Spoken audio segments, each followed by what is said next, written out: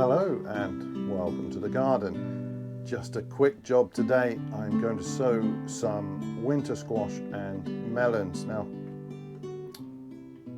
we're in the latter half of April, so this is not an early sowing by any means, and I could have done this a couple of weeks ago.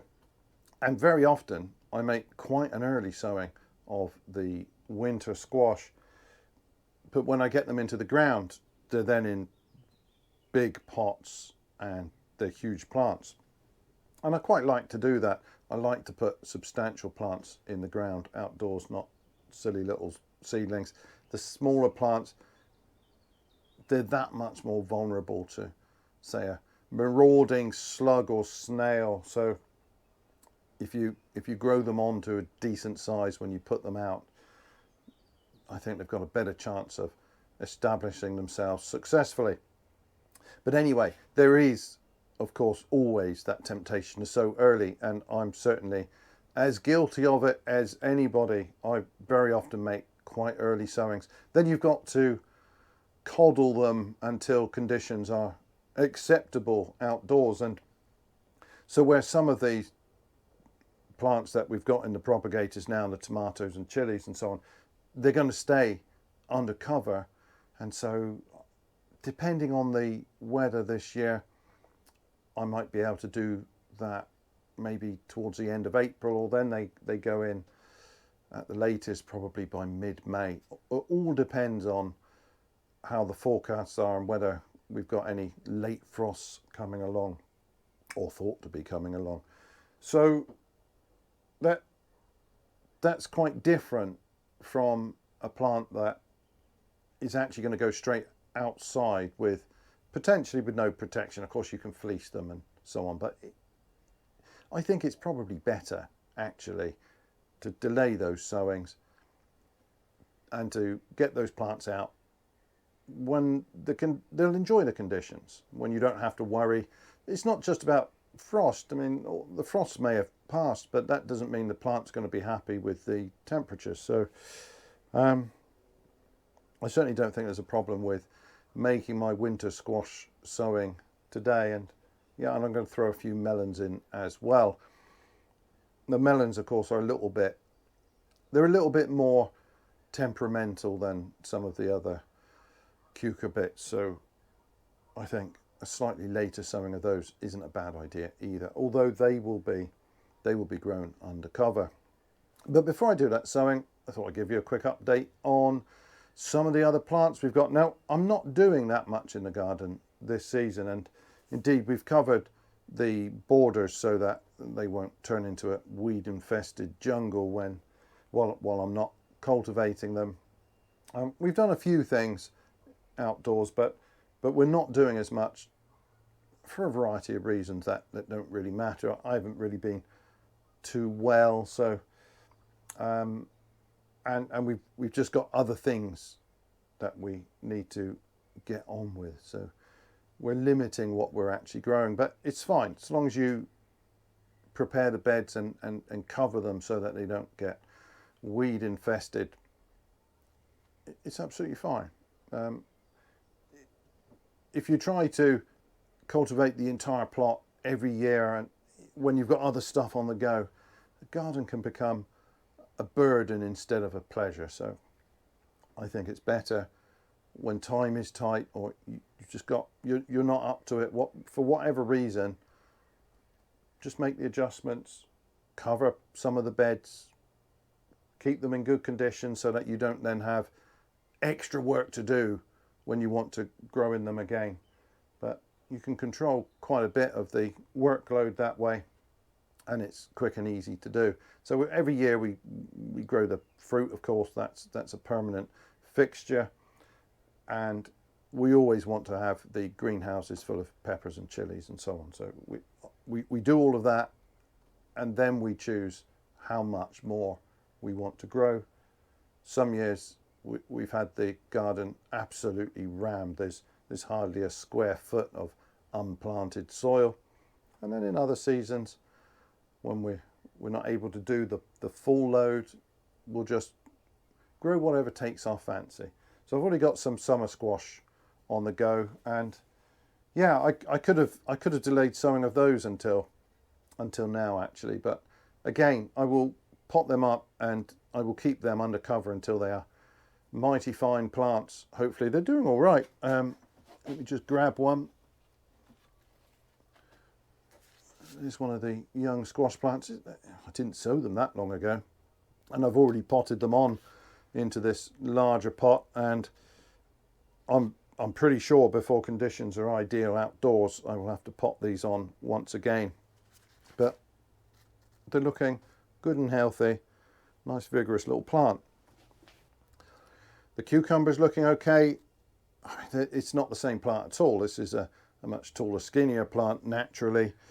It's not going to be the same stature as those summer squash, but yeah, they're doing absolutely fine. And I've got a few of these. I only really need 2. This is Carmen, and it's prolific. Later in the season, I don't even need 2, but it's good to start with because I never want to just plant one cucumber. You're then risking it if something happens with that plant and it fails, you've got nothing. But also earlier in the season, before they really get going, it's nice to have that extra fruit later in the season when they're in full swing. It's a mad amount of fruit from these plants, but yeah, they're looking all right. And similarly, I have potted those on as well, something a little bit bigger than I started them in. And yeah, these are going under cover, so I will probably put these in the same time I do the tomatoes and the peppers. But yeah, I'm perfectly happy with that. In one of the recent videos, I talked about my tomato woes and the fact that I couldn't graft them this year because the rootstocks were so slow and scraggly and just rubbish. And unfortunately, I'd been sort of retarding the growth of the scions to try and give the rootstocks a chance to catch up and in particular bulk up. And so I'd cooled them down a little bit, and I even had some shade netting over the top. And of course, that has, well, if I'd been able to graft them, that would have been a great idea, but it, of course, has the effect of elongating those stems a bit, and that's not ideal now that I need to grow them on their own roots. But they have, I'm pleased to say, responded very well to being potted on, and these stems are fattening up a treat. I mean, that's quite a sturdy little plant now. And these were in, well, they were in good sized cells because I didn't need the root systems, but I did get to them in time. They weren't pot bound, and I'm sure the roots are spreading out in this pot. Well, actually, let's take a little look. If I can get that out with some care. Yeah, you can see, hopefully, there's a fine network of root here already. Hopefully, I'll be able to leave them in these pots until I plant them in the greenhouse and polytunnel. With a bit of luck, that won't be too late this season. It doesn't look like it. It looks like it's going to be one of the, if not an early start, but an earlier start. It was very cold just in the start of the year, but I have a feeling towards the end of April we'll probably be okay to get these in which case I don't need to move them on, and I don't want to move them on because I'm going to have difficulty finding space in the propagators to keep them. So I keep them in the propagators so that they don't get that nasty cold night temperature that they're not going to like. They'll turn a bit blue and moody, and then maybe they won't want to keep growing, and it's much better to keep them happy and growing on. But they don't want to be in these pots for too long. They're already starting to fill those out. I've got another one there. This one's in a nice square pot. I wish I had more of the larger square pots because I think they're better for the root systems than the round pots. The roots don't tend to swirl around so much in a square pot. This is the 10 fingers of Napoli, and it's looking good again. Thickening that stem up a treat. It's a nice sturdy plant. It's not wobbling around like it did before, and Got the first side shoots showing up. I'm going to have to go through these at some point in the near future and pinch all of those out. So it was a bit of a setback with the grafting, but I'm very happy with the state of those plants. They are looking fine. The peppers and chilies, they're going to be okay, but I had a bit of a setback with those too, and it was entirely my fault. So one thing I've mentioned in previous videos with regards to propagators is that you have to be extremely careful on a day like today when the sun pops out. If I had the lids on these propagators, very quickly the temperature would get ridiculously high in those, and those plants would bake. And it doesn't take that long, and an hour or two of bright sunlight like today on the propagators, and you can really damage the plants. And yeah, I managed to do that a little bit. Actually, we've been in the garden, my wife and I, working, and it was a miserable overcast day, and so I put the lids back on the propagators. We came in, we were just sat down reading, and I felt the warmth of the sun where I was sitting, and I suddenly realized that we had these propagators covered, and I rushed down here, and in that short period of time the plants were really suffering. They were suffering from moisture loss, of course, but scorched leaves as well, and that was a huge mistake. But then, you know, they're wilting, so and they're dry, and I gave them a really good soak. That was my second mistake, because I probably then overwatered them. And you've got to be a little bit careful if you're using, like I am, a compost blend that's got quite a bit of coir in it. It's good stuff. I quite like that material. You can use it to help produce a sowing medium, or maybe a medium for the first time you're pricking out or potting on, that has a really nice light texture to it. But it does hold a ridiculous amount of water, and it's quite easy to overdo it and have it so that it looks okay on the top of the pot, but down underneath it's a soggy mess.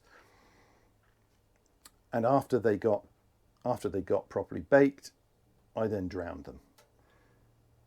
So 2 days later or so, the plants were looking terrible, and I realized that I must have overwatered them, overcompensated for their scorching, and I knocked one out of the pot, and sure enough, the bottom of the compost was really wet. And the best thing to do sometimes when you make that sort of mistake is to pot them on, knock them out, shake off as much of that compost as you can, and pot them up.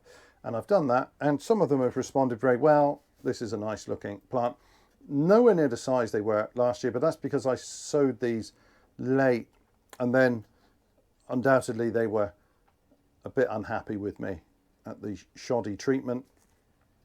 Some of them though, this is a little bit runty. You can see possibly I've got some scorched leaves here. This one's not too bad actually. I do have some worse examples. You can see the scorched leaves on these. This is not a great plant. I mean, the stem isn't anywhere near as robust. The growth isn't as good this year, and that is my fault, and I have made a bit of a mess of them.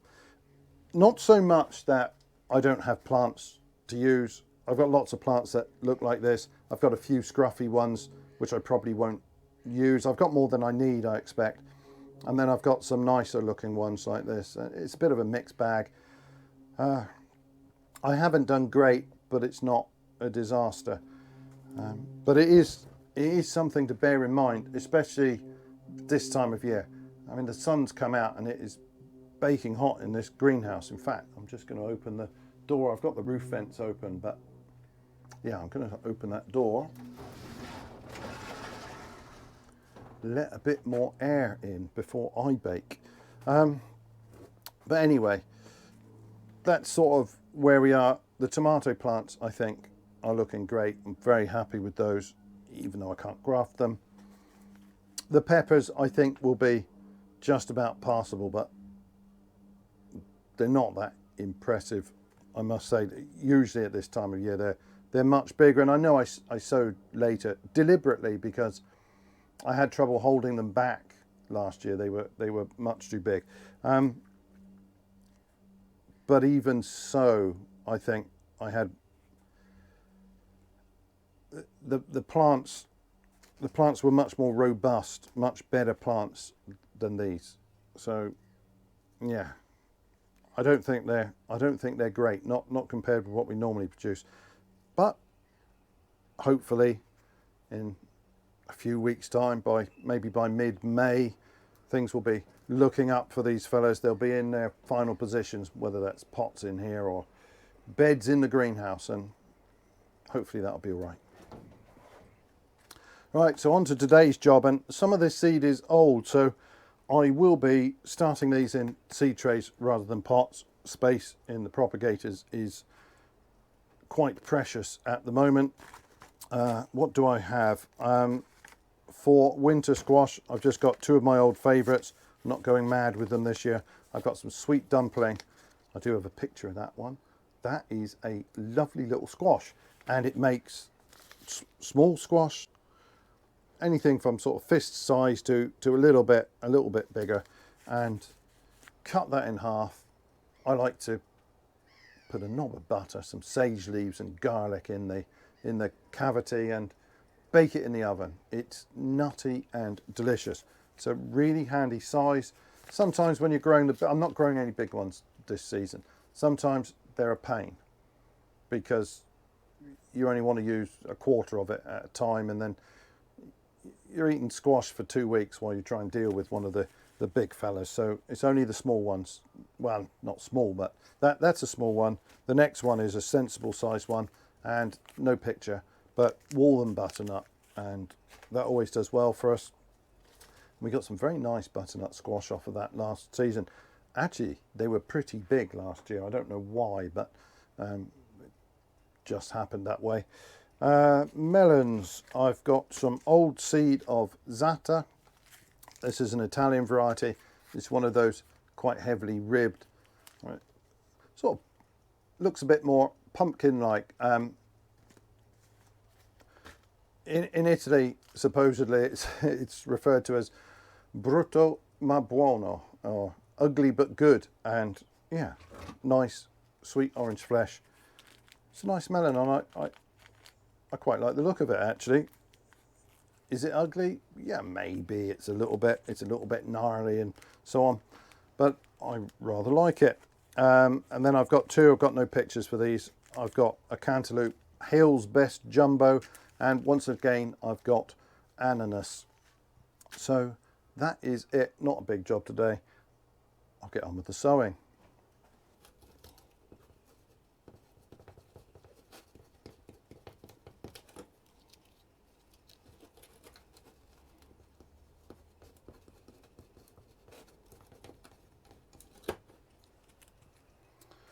Was that it? Yep, that was it. So I've got my usual compost blend there. Sieve multi-purpose, a little bit of vermiculite and some coir, but I think once again I'm going to add some horticultural grit to this. Just the same as for the summer squash that I sowed a couple of weeks ago. The addition of a little bit of grit, it's just going to help with the drainage. Again, that coir is very effective at holding moisture. I mean, this isn't wet compost, but there's if I give that a squeeze, there is moisture coming out of that, dripping out. So that's where I rehydrated the coir. That was a long time ago, so it really does cling on to that moisture, and in large quantities. I think I might add even a little bit more grit.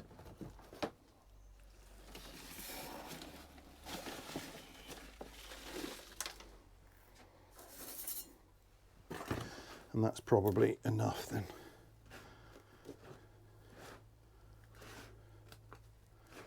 Yeah, that'll do nicely. So, because I've got old seed, I'm not starting these in pots. Well, some's old seed, some is fresh. So I will start them in trays and then prick out what looks good. And then I can go straight to a reasonable sized pot. So I'll just tamp that down a little bit, give it a good soak. I want to give it a good soak to start with, but then I will be a little bit careful with the watering, because I do not want these sat in soggy compost. So one of these for the squash. Let's see what I've got. I don't know how many seeds I've got of sweet dumpling, but I think I will sow them all. When I say it's old seed, it's probably still within its date. Yeah, sow by 2025. But to be honest, that doesn't seem to mean an awful lot. I'm not really going to trust that all of these come up. So I'll just set them on their edges here. Give them a reasonable space. So that I can prick them out easily enough. I don't want this many plants, but I wouldn't be surprised if only half of those come up. If they all come up, I'll pick the best looking. That will do. Where's the other one? There it is. These are old as well. I've got a ton of seed here. Oh, they look all right, so that's at least something. But let's see. Leave a nice gap down the middle so that there's no doubt which variety is which. And if I kick off 9 of these, I expect I'll have plenty from that.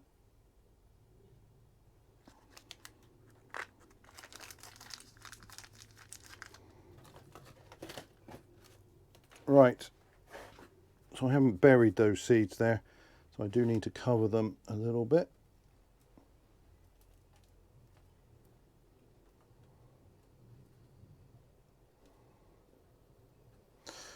Then another good soak, just for good measure.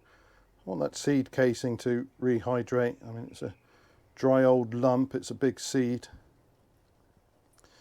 As you can see, that drains very effectively, that compost mix.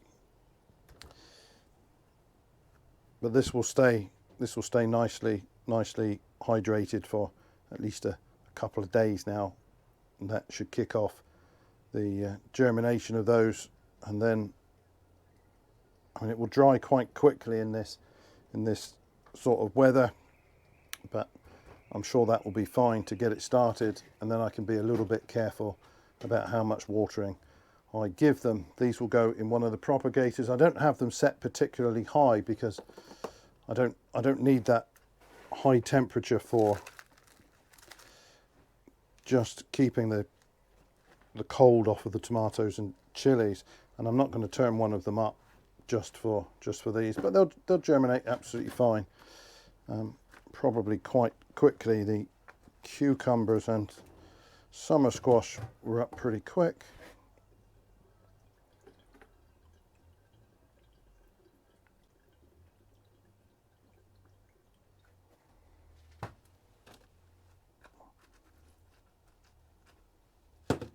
I can get all 3 varieties in here, all right.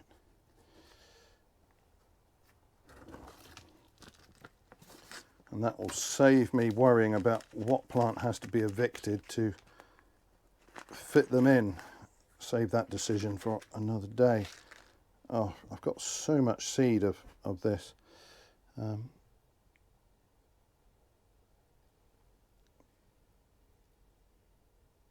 But again, it's older seed, so I will sow plenty.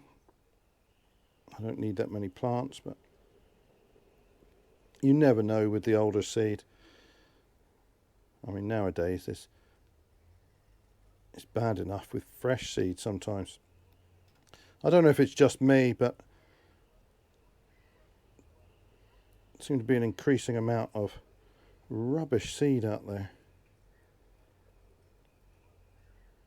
You don't always know whether it's the seed or something you might have done, but if you sow, I don't know, 4 or 5 different things and just one of them doesn't germinate properly, in all likelihood that's some dodgy old seed. But there is a lot of dodgy seed out there, so this isn't one of them that germinated well last season. But it is a bit old.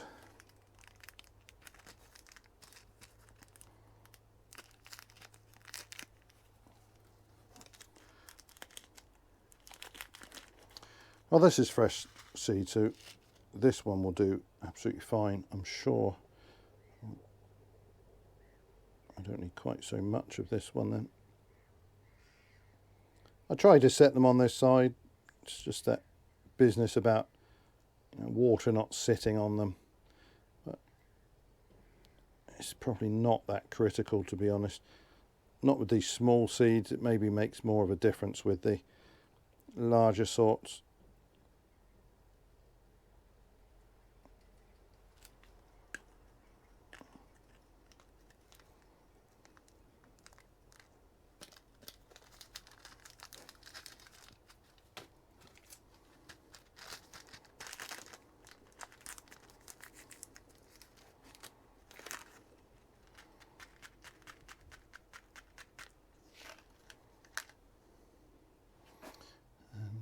Finally, with the ananas.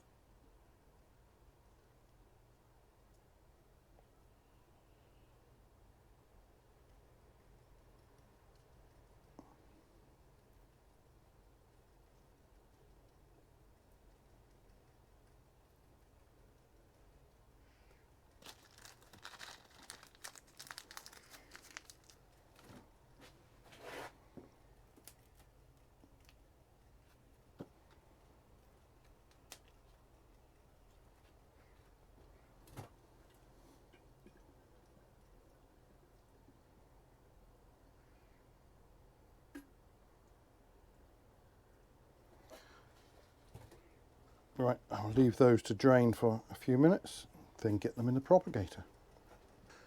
Well, that's it for today's sowing and for the update on the plants, so I think that will do for this video. Thank you ever so much for watching, and bye for now.